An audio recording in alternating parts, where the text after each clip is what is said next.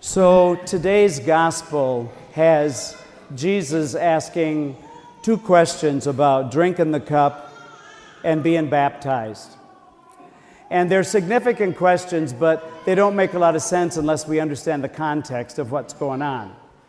And so Jesus is having a conversation, and James and John come up and they say, hey, just do what we ask. It's kind of like when your kids come home and say, Mom, I just want to ask you something. I want you to say yes. And if you say yes without asking some questions, you're in trouble, which is what Jesus did. He said, well, what do you ask? And they said, when you come to your glory, we want to sit one at your right and one at your left. Now, that doesn't make a lot of sense unless you realize that at that point in time, some of Jesus' followers, indeed some of the disciples, still thought that Jesus was going to be an earthly ruler. And so for them to come and say, granting your glory to sit at your right and your left, it's kind of like say, we want to be the vice presidents. And so Jesus said, you're really clueless. You don't know what you're asking. And then he says, can you drink the cup? And can you be baptized with the baptism with which I'm going to be baptized? And like kids, they go, yeah, we can. And they just didn't understand what he was saying. He said, I know that you will drink the cup and the baptism you will receive, but it's not mine to do the right or the left. That's not what this is about. This is not about a power or a prestige thing. But really what this gospel gets down to today is something which I think is a fundamental part of being a Christian, and a lot of times we don't get. So in the front of our churches, we have a crucifix. And we look at the crucifix and we say, look what Jesus did for us. And it kind of stops there. As if, okay, he died for us, and so now we can kind of get on with our lives. Except what Jesus really did with the crucifixion was set a pattern that you and I are called to follow. And that pattern is one about sacrifice and suffering. It's drinking the cup and being baptized. And so the two images that he gave have some significance because of this. First of all, can you drink the cup? Whenever I hear this gospel, I think about the conversations I have with people about why they don't receive under both kinds at Mass to receive the precious blood. And I think it's because somewhere deep down that we believe that receiving from the cup is kind of messy. We don't really know what's going on. So, you received before I did. And I don't know you. I don't know if I want to receive this, And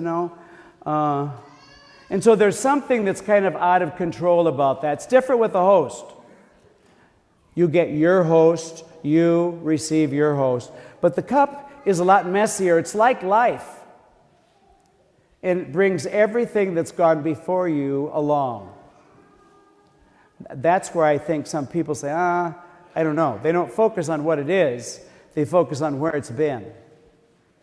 And the second part of that is the baptism. You've heard people say, well, that was a baptism by fire.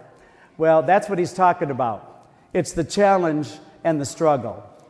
And he says, are you willing to face that? Now, my answer for you today is this: you already do. One of the things that amazes me most in my years of priesthood is listening to people tell their stories about all the challenges that they've had in their lives and their marriages. Maybe it's a health issue, maybe it was a death in the family. And people kind of come through and it's kind of like, man, how could you do that without faith? In fact, I always say at funerals, if we don't have faith, I don't know what you do at a time of a death. If you don't have faith, you don't got nothing to fall back on. But the idea about these challenges and facing those challenges in faith is really a significant part. And it is what the Christian life's about.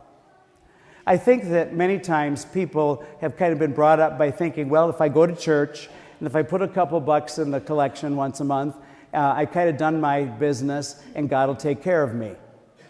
Except then you realize that people who go to church have problems and people who don't go to church have problems. So there isn't really any delineation between the two. So what's the purpose? What's the use? Well, the use is this. Our faith gives us the strength and the courage to go through things in life that otherwise we probably couldn't get through at all. A couple examples I'll give. There's a family that I know. They had, not too long after they were married, they had a Down syndrome son born. He's 31 now, I think. And some years ago, not too long ago, I was having dinner with the parents, and so we were talking about Scott, that's his name, and I said, you know, if somebody would have told you, Emily, that you were going to have a son with those challenges ahead of time, how do you think you would have handled that? She said, oh my God, there's no way I could have done it. And then she looked at her husband and she said, and he sure doesn't have the patience to deal with something like this. And I said, but look at where you are today. Scott is the center of that family of 5. He is a source of strength and spirituality in that family. But had they been told ahead of time, you know, do you want to do this or not? You think about this? They would have said, oh, we can't handle that. As you have said sometimes yourselves, if I would have known this was coming ahead of time, I don't think I could have handled it. But you do. How do you handle it? Because of your faith. And that's really what Jesus is talking about when he talks about picking up your cross and following me. He talks about drinking the cup when he talks about being baptized with the baptism that I'm going to receive. That's really what it's about. The Christian life is not an insurance policy against any bad things ever happening to you. But the Christian life does ensure that nothing will ever happen to you that God's grace can't pull you through. That's a promise. That's a promise. And so that's why these 2 young bucks, James and John, they were 2 of the youngest disciples, kind of came into this pretty excited, you know, just do this for us, Jesus, and we can do this. And he tempered that. He said, yeah, you're going to face the challenges. He knew their future. You're going to face the challenges, but don't worry about the power, who sits on the right or the left, because that's not the most important part of this. So where does that leave us as people of faith? I think it's this. We don't go to church as an insurance policy. We go to church to continue to deepen our faith and give us the strength that we need in our day-to-day living so that when these inevitable things are going to come up, that we're able to handle them. And I'm always amazed at families, the difference between families who have faith and the ones who don't when they're faced with a crisis. It's scary sometimes.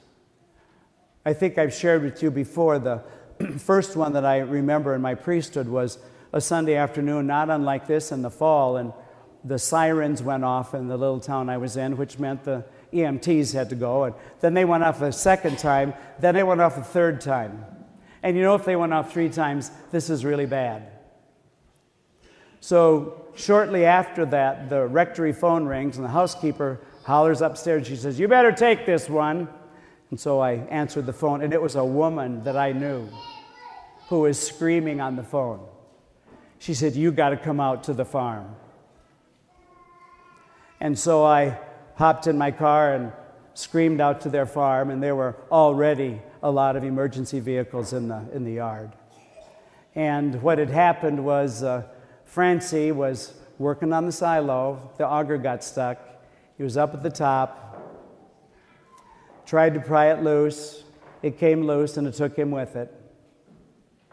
And nobody was there. So he went all the way through it. I'll leave the rest up to your imagination.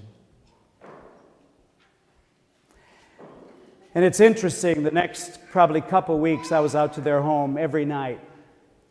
And we'd talk around the table. They were a great couple.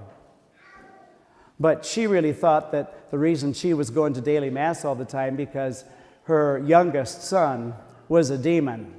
And she was just trying to get through his senior year in high school without killing him because he was always getting into some kind of trouble. And she looked across the table at me one night when he wasn't there, and she said, now I know why I was going to church. She said, without my faith, I would have lost my mind. That's what does it for us. And yet, I've been with families who have much, much, much less serious issues, and they have gotten mad and left the church and never come back because they really didn't have that gift in the first place. So as we look at our faith, it's really a practical way of life. It can't afford just to be a once on a weekend thing, or a couple times before the meal we rip out a little prayer before we eat. It has to be our lifestyle. And that's really what Jesus was trying to get James and John to think about. You know, can you drink the cup? Can you be baptized with the baptism with which I'm going to receive? And I would say to you this morning, yes, you can. And yes, you will. But just don't try to do it alone.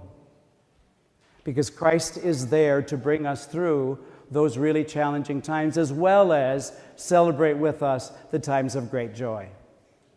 So as we continue to pray today, we pray that God continue to, day by day, little by little, strengthen our faith. Strengthen our faith so that we can be a support to others, and maybe if we're called to step in ourselves because of challenges in our own lives, Christ will be there. We'll have a relationship that we can draw on. Can you drink the cup? Can you be baptized? Yes, you can. And actually, that's the baptism that we're going to have Luciana in just a minute enter into with her family and her friends. So why don't we have you folks come up on the other side of the font, and let's get this initiation started.